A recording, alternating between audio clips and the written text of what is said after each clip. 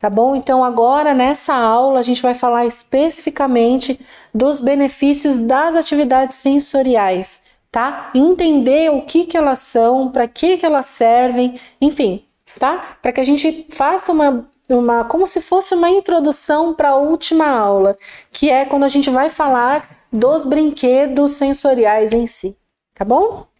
Então vamos começar aqui. Inicialmente, a gente vai entender do que se trata, né? Uma atividade sensorial, né? Então, é aquela que trabalha visão, tato, audição, paladar, olfato, movimento e equilíbrio, tá? E elas precisam ser trabalhadas para que o desenvolvimento físico, social, cognitivo e além de outras diversas habilidades da criança sejam potencializadas. Tá bom? É aquela visão holística que a gente estava falando, tá? De olhar a criança em todos os seus aspectos. E os brinquedos sensoriais são aqueles que estimulam esses sentidos da criança, desenvolvendo a criatividade, a curiosidade e a coordenação motora fina. Aí a gente traz aqui, como não poderia deixar de ser, né, gente, a nossa querida Maria Montessori, que ela é uma grande influenciadora nesse aspecto, né, das atividades sensoriais, e ela traz uma frase que eu acho muito legal, que eu acho muito linda. Ela defendia que o caminho do intelecto, ele passa pelas mãos, tá? Porque é por meio do movimento e do toque que os pequenos exploram e decodificam o mundo ao seu redor. E não é isso mesmo, gente? As crianças aprendem através da observação, da experimentação, do toque, do cheiro, de colocar na boca. É assim que a criança descobre o mundo, né? E eu achei de muita delicadeza, assim, de observação da parte dela, levantar isso, né? Que outros teóricos não levantaram.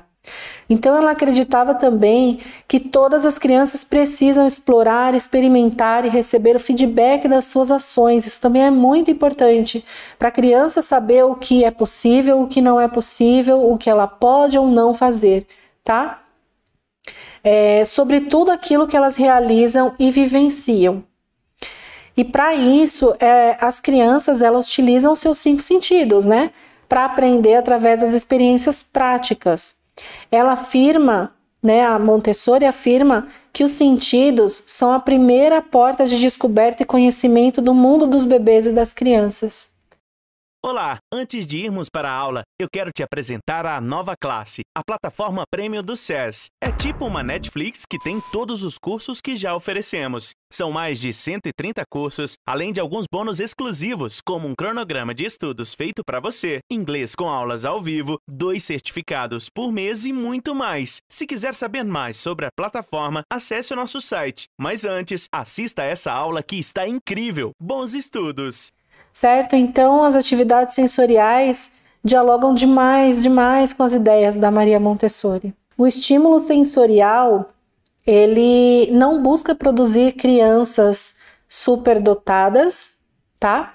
E sim despertar o desejo de aprender e ajudar nas dificuldades que podem vir a surgir. Isso é um equívoco muito comum, sabe? Por parte de profissionais da infância mesmo, por parte dos pais, de achar que por estimular a criança desde cedo, ela está criando um mini gênio, tá? Não é isso, gente. A gente só está ali facilitando o desenvolvimento dessa criança para que ela consiga explorar o máximo que ela pode, tá bom? As atividades sensoriais, né, é uma espécie de terapia para o desenvolvimento infantil. Ele ajuda ali a potencializar, né, que é o que eu estava falando agora. Ele vai ajudar a criança a potencializar a descoberta do mundo através dos 5 sentidos, certo? Então, a estimulação sensorial, ela tem como objetivo direto o ensino dos diversos sentidos e como objetivo indireto a preparação remota para a escrita e matemática. O desenvolvimento da coordenação motora, da atenção, do equilíbrio, da memória, da criatividade, entre inúmeros outros. As práticas desenvolvidas pela educadora, ela tem como objetivo chamar a atenção de bebês e crianças para as características dos objetos, tais como tamanho, forma, cor, textura, peso, cheiro e barulho. Tá? Em bebês, essa estimulação ela é feita com estímulos controlados, certo? Um por vez. E de maneira lenta para não estressar a criança. Então, não adianta nada você colocar o seu bebezinho ali de 3 meses no ambiente com 15 brinquedos. Porque ele vai olhar para os 15 e ele vai querer mexer nos 15, né? Então, ele não vai conseguir tirar o máximo do que aquele brinquedo pode oferecer para ele. O ideal é que a criança seja oferecido para a criança um brinquedo por vez. Então, ela vai explorar aquele brinquedo o máximo de tempo que ela quiser, todas as possibilidades que aquele brinquedo oferecer. Vai, enfim, trabalhar aquele brinquedo de uma forma global e intensa para que, assim, depois disso, seja oferecido um novo brinquedo para que um novo estímulo seja ali trabalhado, tá bom? A ideia é que o bebê desfrute das atividades de uma maneira prazerosa e que não enxergue como se fosse um jogo, tá? As sensações da criança são estimuladas, permitindo para que ela processe, interiorize e assimile e desfrute também os seus sentidos.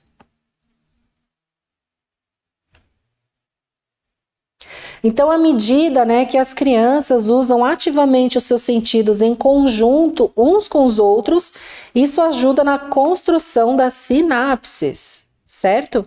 Das ligações neuronais ali que mostram que a criança está ali aprendendo e aprendendo ela consegue ir evoluindo também no grau de dificuldades, tá bom? Então, quando se trata da importância do jogo sensorial, esse é um fator crucial, porque ele estabelece uma base para que os pré-escolares sejam capazes de trabalhar, né, em tarefas mais complexas. Ela fortalece o desenvolvimento da linguagem, melhora as habilidades de resolução de problemas e apoia o crescimento cognitivo também. Então, como é que isso acontece, tá, gente? As crianças, elas primeiro aprendem as coisas novas, né? Elas compreendem as coisas por meio do tato, tá bom? Então, cada vez que elas encontram algo que é frio, pegajoso ou úmido, no caso, eu trouxe até aqui o exemplo do slime, né? Reforça a sua compreensão de quais tipos de objetos normalmente têm essas características, tá bom? Então, muitas vezes, assim, só de olhar, a criança vai saber do que se trata, como que é a textura, sem ter a necessidade, muitas vezes, de se pegar para sentir como que é, tá? As atividades, né, de jogo sensorial geralmente envolvem tocar. Fique até o final, que eu tenho um presente para você. Nos vemos lá! Derramar, beliscar, classificar e mover ações. Então, as crianças, elas usam principalmente as mãos, né, para explorar. E quando elas fazem isso, elas desenvolvem suas habilidades motoras finas, que mais tarde, né, daqui a pouquinho, elas vão conseguir usar essas habilidades motoras finas para escrever, abotoar roupas, fechar jaquetas e amarrar sapatos, tá bom? Como é que o ambiente em que os bebês e crianças brincam podem atrasar um desenvolvimento sensorial saudável, né? Vamos pensar um pouquinho aqui. A gente precisa, né, refletir sobre aonde é que essas brincadeiras ocorrem e quais brinquedos são utilizados hoje em dia pelas crianças, tá bom? Teve uma mudança muito drástica nos espaços e objetos que são oferecidos para as crianças brincarem nesses últimos tempos, né? Então, o foco ali na segurança, na higiene da criança pode ter sido um dos fatores principais que contribuíram para o aumento na dificuldade de processamento sensorial por parte da criança. Eu trouxe até essa foto aqui, né, que parece uma foto exagerada, mas demonstra muito o que acontece em alguns lares, né? É uma super proteção ali, impedindo com que a criança experimente novas coisas, se suje, impedindo com que a criança muitas vezes ali caia, né? Pelo medo, pelo excesso de segurança, né, e higiene com essa criança, tá? E aí, o que a gente pode fazer, né? A transição de ambientes e objetos com texturas naturais, como por exemplo a madeira, grama, areia, água, o barro, né, que ofertam diversos estímulos ao mesmo tempo, né, Como, por exemplo, som, cheiro, sabor e textura, para ambientes e brinquedos, né, planejados em excesso, ou seja, todos plastificados ou almofadados, né, vem causando fortes problemas no desenvolvimento sensorial saudável. Antigamente, é só você parar para pensar, né? Antes as crianças brincavam na rua, brincavam com diversos brinquedos assim feitos, né, de madeira, de lata, brinquedos diferentes assim. E hoje em dia, se você for parar para analisar a composição dos brinquedos, quase 100% é plástico, né? E o plástico ele não tem muita alteração ali no tato, nem no cheiro, nem nada. Ele muda o quê? Ele muda de forma e muda de cor, né? E muda de função.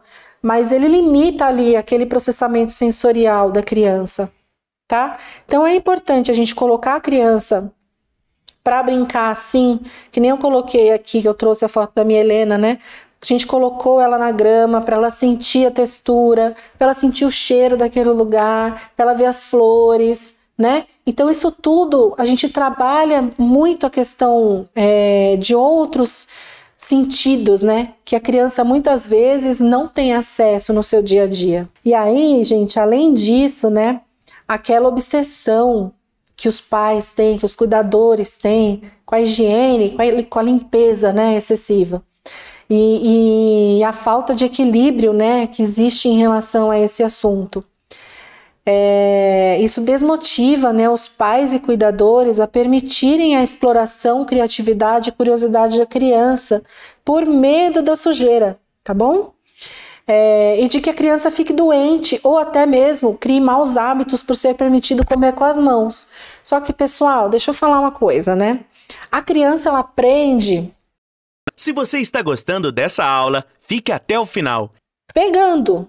Entendeu? Então ela vai, nesse momento de introdução alimentar, por exemplo, a criança não vai ali com o seu garfinho, com a sua colherzinha e vai comer bonitinho, gente. Não é assim, entendeu? Então a criança precisa sim explorar o alimento, pegar aquele macarrão, colocar no rosto, né? Pegar, que nem eu coloquei aqui, ela tá comendo, ela comeu cenoura, comeu ovinho e o brócolis que ela ama de paixão até hoje, e ela fez uma maior lambança.